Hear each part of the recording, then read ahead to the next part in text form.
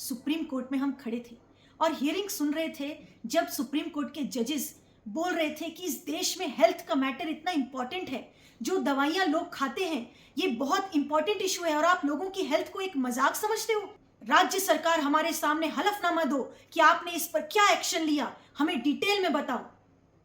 आप सोच रहे होंगे कि ये मैटर, मैं अभी की न्यूज जो कफ सिरप की आई है, जिस कफ सिरप को पीकर करीब 24 बच्चे मर गए हैं, उस केस की बात कर रही होंगी। नहीं, सुप्रीम कोर्ट ने ऐसा कुछ नहीं कहा। कफ सिरप के केस में 24 बच्चों के मरने पर सुप्रीम कोर्ट ने ऐसा कुछ नहीं कहा। ये तो मैं आपको 1 साल पहले की बात बता रही थी जिसमें कोई बच्चा या कोई व्यक्ति मरा भी नहीं था, लेकिन सामने खड़े थे 2 लोग, एक भगवा कपड़े में, एक सफेद कपड़े में, बाबा रामदेव और आचार्य बालकृष्ण। और उनके ऊपर यह सवाल सुप्रीम कोर्ट ने खड़ा किया था कि आप ऐसी एडवर्टाइजमेंट्स क्यों देते हो कि आपकी दवाइयां कोई क्योर कर सकती हैं। और उस समय सुप्रीम कोर्ट इतना स्ट्रिक्ट था कि उनसे इतने बड़े बड़े पेपर पर, न्यूज़पेपर पर माफीनामा लिखवाया, और इतना स्ट्रिक्ट था कि यहां तक भी सुप्रीम कोर्ट ने बोला कि we will rip you apart, जबकि उसमें ऐसा कोई केस भी नहीं था कि बाबा रामदेव या आचार्य बालकृष्ण की दवा से कोई बच्चा मर गया हो। ऐसा कोई केस भी नहीं था। केस सिर्फ इतना था कि वो ऐसा क्यों बोलते हैं कि आयुर्वेदिक दवाइयां खाओ और उससे ये बीमारी ठीक हो जाएगी। सिर्फ इतनी बात पर ऑनरेबल सुप्रीम कोर्ट इतना स्ट्रिक्ट थे कि इतने दिनों तक, महीनों तक वो केस चला था और इतने हार्ड वर्ड्स उन्होंने यूज किए थे। और यही सुप्रीम कोर्ट है, और इसी सुप्रीम कोर्ट के सामने फिर से एक हियरिंग हुई कल, और उस हियरिंग में भी हम मौजूद थे। और उस हियरिंग में ये कफ सिरप वाला मैटर जो अब आया है, जिसमें 24 बच्चे मर गए एक कफ सिरप पीकर मध्य प्रदेश में, और 2 बच्चे मर गए राजस्थान में कफ सिरप पीकर। यह मैटर सुप्रीम कोर्ट में आया, एक वकील ने पीआईएल फाइल करी, और उस मैटर पर सुप्रीम कोर्ट का स्ट्रिक्टनेस तो दूर की बात है, 1 मिनट की सिर्फ हियरिंग हुई। 1 मिनट की हियरिंग में सुप्रीम कोर्ट ने वो पीआईएल रिजेक्ट कर दी, डिसमिस कर दी। और उसमें जो सॉलिसिटर जनरल है हमारे देश के तुषार मेहता, उन्होंने कहा कि इसमें स्टेट गवर्नमेंट अपना काम कर रही है, इन्वेस्टिगेशन प्रॉपर कर रही है, तो सुप्रीम कोर्ट को दखल देने की जरूरत नहीं है। और ऑनरेबल सुप्रीम कोर्ट ने भी कहा हाँ, दखल देने की हमें जरूरत नहीं है, और पीआईएल डिसमिस कर दी 1 मिनट के अंदर। तो बाबा रामदेव और आचार्य बालकृष्ण के केस में भी तो स्टेट गवर्नमेंट ऑलरेडी एक्शन ले रही थी। बाबा रामदेव और आचार्य बालकृष्ण के वकील उस केस में आर्ग्यू कर रहे थे कि ऑलरेडी स्टेट गवर्नमेंट इसमें एक्शन ले रही है, उनके ऊपर जो भी एडवर्टाइजमेंट्स के ऊपर उनके ऊपर कार्रवाई चलनी चाहिए लॉ के हिसाब से वो चल रही है। लेकिन फिर भी ऑनरेबल सुप्रीम कोर्ट ने स्टेट गवर्नमेंट को कटघरे में बुलाया, स्टेट गवर्नमेंट के वकील को बोला कि you have to reply to us, कि आप क्या एक्शन ले रहे हो, हमें दिखाओ, वी वांट टू सी। लेकिन वही सुप्रीम कोर्ट ने कफ सिरप के मैटर में नहीं कहा कि हम देखना चाहते हैं कि सरकार या राज्य सरकार क्या एक्शन ले रही है या क्या एक्शन अब तक लिया है। यानी सुप्रीम कोर्ट के लिए 24 बच्चे मर गए ये बड़ी बात नहीं है, लेकिन बाबा रामदेव और आचार्य बालकृष्ण जिनके केस में कोई बच्चा मरा भी नहीं था, उस केस में सुप्रीम कोर्ट को वो विषय बहुत बड़ा लग रहा था कि पब्लिक हेल्थ का विषय बहुत इंपॉर्टेंट है। लेकिन यहां पर बच्चे मर गए तो भी इतना इंपॉर्टेंट नहीं है कि सुप्रीम कोर्ट राज्य सरकार से यह हलफनामा मंगाए कि क्या आपकी कार्रवाई चल रही है। यानी ये 2 मापदंड क्यों, जबकि सीरियसनेस तो इस बात में ज्यादा होनी चाहिए कि 24 बच्चे हमारे देश में मर गए एक कफ सिरप पीने में, और वो कफ सिरप भी गवर्नमेंट अप्रूव्ड कफ सिरप है। तो ऐसे में तो ऑनरेबल सुप्रीम कोर्ट ने स्यू मोटो लेना चाहिए। हमें तो लगा था ऑनरेबल सुप्रीम कोर्ट स्यू मोटो एक्शन लेगी, स्यू मोटो इस केस को लेकर सरकारों से पूछेगी कि कैसे तमिलनाडु में ये कफ सिरप बनाया गया और फिर कैसे मध्य प्रदेश तक पहुंचा, और कैसे मध्य प्रदेश में बच्चों ने ये पिया, कैसे अप्रूवल मिला, कैसे ये कंटेमिनेट हुआ। ये सारी चीजों के लिए सुप्रीम कोर्ट खुद स्यू मोटो लेगी, हमें ऐसा लगा था। लेकिन ऑनरेबल सुप्रीम कोर्ट ने तो 1 मिनट में डिसमिस कर दिया। वही सुप्रीम कोर्ट जो इतना फास्ट और इतना स्ट्रिक्ट था आचार्य बालकृष्ण और बाबा रामदेव के केस में कि उत्तराखंड सरकार को स्पेशल पार्टी बनाकर एक एक चीज पूछी गई कि आप क्या एक्शन ले रहे हो, और एक्शन नहीं लोगे तो आप पर भी कंटेम्प्ट होगा, राज्य सरकार पर भी कंटेम्प्ट होगा। जबकि उस केस में कोई ऐसा रिपोर्ट नहीं कि कोई बच्चा मरा हो या कोई व्यक्ति मरा हो, और यहां पर 24 बच्चों के मरने की बात है, तो भी राज्य सरकार से ऑनरेबल सुप्रीम कोर्ट ने नहीं पूछा कि आप क्या कर रहे हैं, क्या स्टेटस है, स्टेटस रिपोर्ट तो दिखाइए। और सॉलिसिटर जनरल तुषार मेहता ने भी कह दिया कि राज्य सरकार अच्छे से इन्वेस्टिगेशन कर रही है।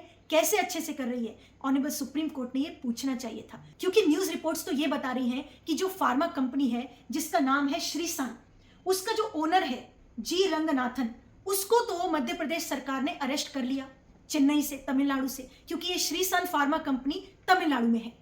तो उसको अरेस्ट कर लिया, फार्मा कंपनी के ओनर को अरेस्ट कर लिया जिसने कि कफ सिरप को कंटेमिनेट किया और जिस कफ सिरप से 24 बच्चे मर गए। लेकिन सिर्फ फार्मा कंपनी के ओनर को अरेस्ट करना इस केस में काफी नहीं है। मैं आपको बताती हूँ क्यों। क्योंकि इसमें ऐसे कई एस्पेक्ट हैं जिनका इन्वेस्टिगेशन होना बहुत जरूरी है। तो मैं पॉइंट वाइज आपको बताती हूँ। नंबर 1, ये जानना जरूरी है कि ये कफ सिरप कंटेमिनेटेड कैसे है, यानी इस कफ सिरप में ऐसा क्या है जिस वजह से बच्चों ने पिया और उसके बाद से उनकी किडनी फेल हो गई और वो मर गए। ऐसा क्या था इस कफ सिरप के अंदर? तो न्यूज रिपोर्ट ये बताती है कि इस कफ सिरप में एक डाइथिलीन ग्लाइसोल नाम का एक सब्सटेंस, जिसको शॉर्ट में DEG बोलते हैं, और एक सब्सटेंस है इथाइलिन ग्लाइसोल EG। ये एक इंडस्ट्रियल केमिकल होते हैं जो कि इस कफ सिरप में पाए गए हैं। ये रिपोर्ट्स कह रही हैं कि ये 2 इंडस्ट्रियल केमिकल इस कफ सिरप में पाए गए हैं, और ये केमिकल कफ सिरप में डालने के लिए नहीं होते हैं। ये केमिकल पेंट में डाले जाते हैं। जो आपके घरों में पेंट होता है दीवारों पर, उन पेंट में ये डाला जाता है। आप सोचिए कि जो पेंट दीवारों पर लगाया जाता है वो आपके बच्चों के कफ सिरप में, जो आप कफ सिरप पीते हैं, अगर उसमें पाया गया है तो आप सोचिए कि आपके शरीर, आपके पब्लिक हेल्थ के साथ क्या हो रहा है। अब दूसरा सवाल इसी से कनेक्ट होकर खड़ा होता है कि फार्मा कंपनी ने उस कफ सिरप में ये इंडस्ट्रियल केमिकल क्यों डाले। तो इसके बारे में भी जब हमने स्टडी किया तो हमें पता चला कि ये जो इंडस्ट्रियल केमिकल है ये एक्चुअली लिक्विडेट करने के लिए या इंग्रेडिएंट्स को डिसॉल्व करने के लिए यूज किया जाता है। तो ये मेडिसिन में डालने के लिए बिल्कुल नहीं होता, ये इंडस्ट्रियल यूज के लिए है। तो मेडिसिन में कफ सिरप में क्यों डाला? इसके लिए जब हमने रिसर्च किया तो हमें पता चला कि इसके स्थान पर, यानी ये 2 केमिकल्स तो मेडिकल मेडिसिन में नहीं यूज किया जा सकता, तो क्या यूज किया जा सकता है, क्या परमिसिबल है? उसके स्थान पर एक दूसरा प्रकार का ग्लाइसोल होता है, प्रोपिलीन ग्लाइसोल। प्रोपिलीन ग्लाइसोल यूज किया जाता है इंग्रेडिएंट्स को डिसॉल्व करने के लिए, मेडिसिन में वो परमिसिबल है। अब वो कफ सिरप में अलाउड है, लेकिन वो बहुत महंगा होता है, उसकी कॉस्ट ज्यादा होती है, और उसके स्थान पर ये जो दूसरे केमिकल्स हैं इंडस्ट्रियल वाले, DEG और EG, डाइथिलीन ग्लाइसोल और इथाइलिन ग्लाइसोल, ये सस्ते पड़ते हैं। तो पैसा बचाने के लिए इस फार्मा कंपनी ने उस प्रोपिनिल ग्लाइसोल की जगह पे इंडस्ट्रियल वाला केमिकल डाइथिलीन ग्लाइसोल और इथाइलिन ग्लाइसोल यूज किया पैसा बचाने के लिए। अब इसी से तीसरा मुद्दा कनेक्ट होता है कि अगर ये DEC और EC इंडस्ट्रियल केमिकल अलाउड नहीं है मेडिसिन में यूज होने के लिए, और सस्ते की वजह से ये शंका हो सकती है कि मेडिसिन में डाला जा सकता है जैसे इस फार्मा कंपनी ने यूज किया, क्योंकि एक की बजाय अगर दूसरा सब्सटेंस सस्ता मिल रहा है जो इंडस्ट्री में यूज हो रहा है, तो अपना पैसा बचाने के लिए फिर तो कोई भी कंपनी ऐसा कर सकती है। तो ये DEC और EC कैसे कफ सिरप में उस फार्मा कंपनी ने मिला लिया, कैसे उनको ये अवेलेबल हो गया अपनी मेडिसिन अपनी कफ सिरप में मिलाने के लिए? इसी से अब चौथा सवाल कनेक्ट होता है कि अगर ये फार्मा कंपनी ऐसा इंडस्ट्रियल केमिकल यूज कर रही थी कफ सिरप में डालने के लिए अपना पैसा बचाने के लिए, तो ड्रग इंस्पेक्टर्स कहाँ थे? जो ड्रग कंट्रोल एक्ट है वो कहाँ काम कर रहा था? ड्रग कंट्रोल एक्ट के सारे रूल्स देता है कि जहां पर भी मैन्युफैक्चर हो रही है मेडिसिन, वहां पे हर साल में एक बार वहां पे जांच की जाए कि वहां पे सही तरीके से सब रूल्स फॉलो हो रहे हैं या नहीं हो रहे हैं। तो वो क्यों नहीं हुआ? अब इसी से 5वां पॉइंट कनेक्ट होता है। वो 5वां पॉइंट ये है कि अब चलो फार्मा कंपनी ने कफ सिरप बना लिया किसी तरह से मैनेज करके, अब ये कफ सिरप को अप्रूवल कैसे मिला? अप्रूव करना गवर्नमेंट का काम है, क्योंकि गवर्नमेंट अप्रूव दवा है। जो दवाइयां आप जेनेरिक से खरीदते हैं ये जेनेरिक वाली कफ सिरप है। जेनेरिक वाली कफ सिरप को सरकार ने अप्रूव कैसे कर दिया कि अगर उसके अंदर ये इंडस्ट्रियल केमिकल पाए गए हैं तो क्यों नहीं इसकी चेकिंग हुई? अब इसी से 6वां सवाल खड़ा होता है कि जब ये तमिलनाडु से कफ सिरप ट्रैवल होकर मध्य प्रदेश में आया है तो मध्य प्रदेश के ड्रग इंस्पेक्टर क्या कर रहे थे? मध्य प्रदेश में ये अप्रूव कैसे हुआ? मार्केट में ये कफ सिरप कैसे आ गई? कैसे ये चेकिंग नहीं हो पाई? कैसे पता नहीं चला कि कफ सिरप के अंदर ये इंडस्ट्रियल केमिकल यूज हुए हैं? तो अब ये 6 सवाल जो हमने उठाए, इससे ये पता चलता है कि सिर्फ फार्मा कंपनी के ओनर को पकड़ लेने से सॉल्यूशन नहीं होता है। ये फाइंड आउट करना जरूरी है कि मार्केट में कैसे ये इंडस्ट्रियल केमिकल बिक रहे हैं और मेडिसिन के लिए जो ड्रग कंपनीज है वो यूज कैसे कर पा रही हैं जबकि वो बैन है, और फिर अप्रूवल कैसे मिल रहे हैं, कैसे सेंट्रल एजेंसी जहां से लाइसेंस मिलता है, सेंट्रल एजेंसी का मैं आपको नाम बताती हूँ, the central drug standard control organisation, जिसको शॉर्ट में CDSCO बोलते हैं, जिसको कंट्रोल करते हैं drugs controller general of India. वहां से सारी लाइसेंसिंग होती है। उसके बाद से इंस्पेक्शन करने का काम और इम्प्लीमेंटेशन करने का काम वो स्टेट गवर्नमेंट का होता है कि वो सही तरीके से इंस्पेक्ट करें कि ये सब जो दवाइयां हैं ठीक तरह से बनी है कि नहीं बनी है, उसके बाद से मार्केट में आनी चाहिए।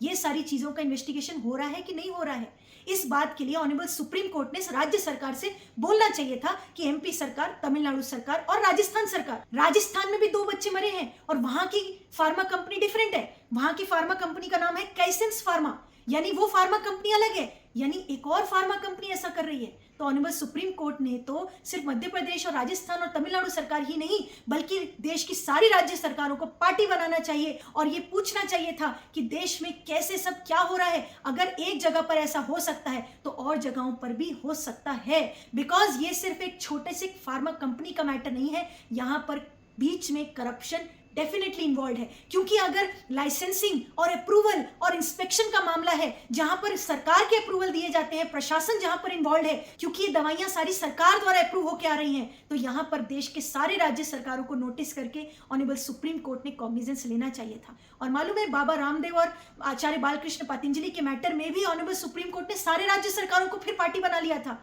आगे चल के पहले तो सिर्फ उत्तराखंड सरकार थी पार्टी, बाद में सारी राज्य सरकारों को पार्टी बनाकर कहा था कि हम गाइडलाइंस दे रहे हैं कि एडवर्टाइजमेंट्स जो होती हैं ड्रग्स के बारे में, दवाइयों के बारे में, उस पर सारी राज्य सरकारें अपना हलफनामा दें, एफिडेविट दें कि वो क्या कर रहे हैं इस मामले में और क्या करना चाहिए। तो इस मामले में क्यों नहीं?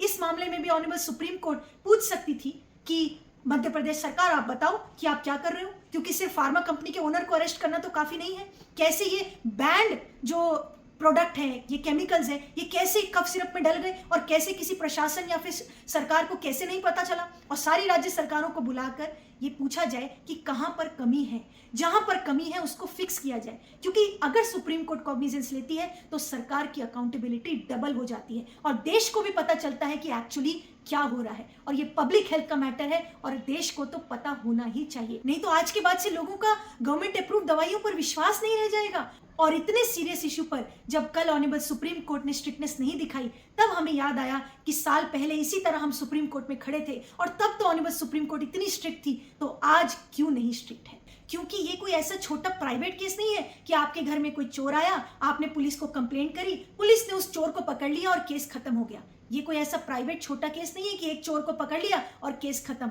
ये पूरे देश का एक पब्लिक हेल्थ का मैटर है और यहां पर सिर्फ एक चोर नहीं है कि एक फार्मा कंपनी को आपने पकड़ लिया तो काम खत्म हो गया। फार्मा कंपनी डायरेक्ट कस्टमर्स तक दवा नहीं बेच सकती है। फार्मा कंपनी की दवाओं को गवर्नमेंट ने अप्रूवल दिया है, बिना प्रशासन और सरकार की ये दवाइयां आपके घर तक नहीं पहुंच सकती हैं। इसीलिए यहां पर सिर्फ और सिर्फ फार्मा कंपनी तक एक्शन लेना काफी नहीं है, यहां पर ये ढूंढना होगा ये बैंड केमिकल से कैसे कफ सिरप बन पा रहा है, ये बैंड केमिकल क्यों अवेलेबल है, क्यों कफ सिरप में डल पा रहा है, क्यों ड्रग इंस्पेक्टर्स ये चेकिंग नहीं कर पा रहे, क्यों इंस्पेक्शन प्रॉपर नहीं हुई, और सबसे बड़ा सवाल ये लाइसेंस कैसे मिल गया, अप्रूवल कैसे मिल गया।